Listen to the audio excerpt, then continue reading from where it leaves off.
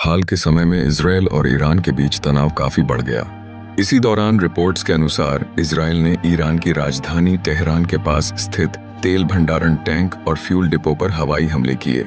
इन हमलों का असर केवल सैन्य स्तर तक सीमित नहीं रहा, बल्कि इसका पर्यावरण और लोगों की सेहत पर भी असर पड़ा। तो welcome back to my channel. आज है डे 16 हमारे 13 डेज चैलेंज का। इजराइल ने ईरान के तेल टैंकों पर हमला क्यों किया? जब दो देशों के बीच संघर्ष होता है तो अक्सर ऊर्जा संसाधनों और सप्लाई सिस्टम को निशाना बनाया जाता है।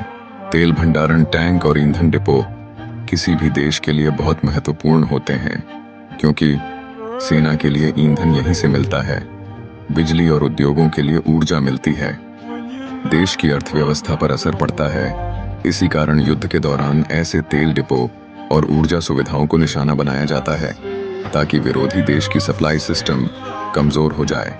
हमले के बाद क्या हुआ? जब तेल टैंक और फ्यूल डिपो पर हमला हुआ तो वहां भयानक आग लग गई। तेल में आग लगने से भारी मात्रा में काला जहरीला धुआं निकला। कई किलोमीटर तक धुएं के बादल फैल गए।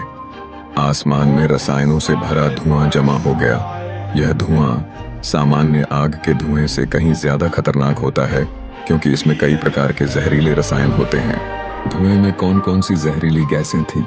तेल और पेट्रोलियम जलने से कई प्रकार की गैसें निकलती हैं, जैसे sulphur dioxide SO2, nitrogen oxide NOx, carbon monoxide CO, hydrocarbon और अन्य रसायन।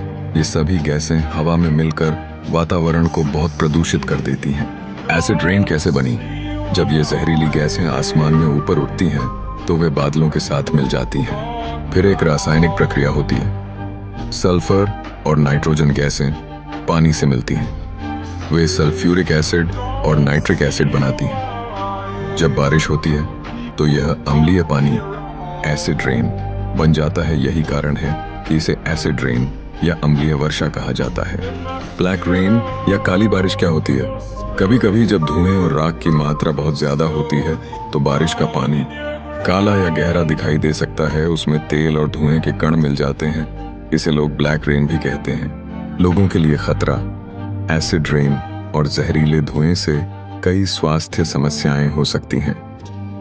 आंखों में जलन, त्वचा में जलन, सांस लेने में परेशानी, फेफड़ों की बीमारी का खतरा। अस्थमा के मरीजों के लिए ज्यादा खतरा। इसी कारण अधिकारियों ने लोगों को घर के अंदर रहने और बाहर न निकलने की सलाह दी।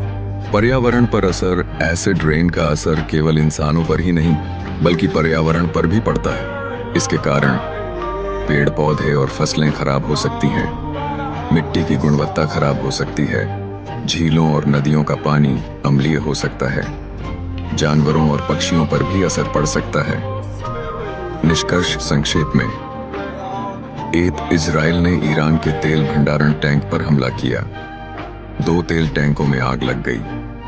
3 जहरीला धुआं आसमान में फैल गया। 4 यह धुआं बादलों से मिल गया। 5 बारिश होने पर एसिड रेन का खतरा पैदा हुआ। यानी युद्ध का असर केवल युद्ध क्षेत्र तक नहीं रहता, बल्कि पर्यावरण और आम लोगों की जिंदगी पर भी पड़ता है।